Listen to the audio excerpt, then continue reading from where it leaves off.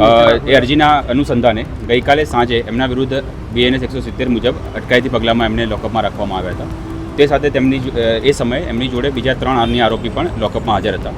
આજે વહેલી સવારે 6 વાગ્યાની આસપાસ 6:15ની આસપાસ તેઓ જે લોકઅપ છે લોકઅપના વોશરૂમમાં જઈને એમણે જે સ્વેટર હુડી પહેર્યું હતું એ હુડીની દોરીથી ગળે ફાંસો ખાધો છે.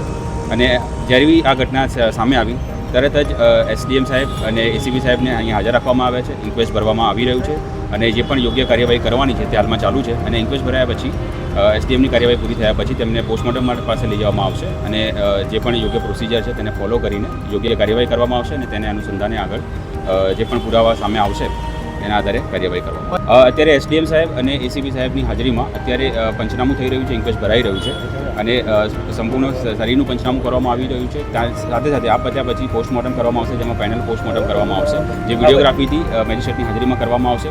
જો કંઈ પણ મારવામાં આવ્યો હશે તો તેના પુરાવા આપણી પાસે આવશે તો યોગ્ય કાર્યવાહી કરવામાં આવશે. પણ અત્યારે હાલ પૂરતું જે પ્રમાણે ઘટના છે, કોઈ પણ મારવામાં આવ્યો નથી. આ બહુ સામાન્ય ઘટના હતી.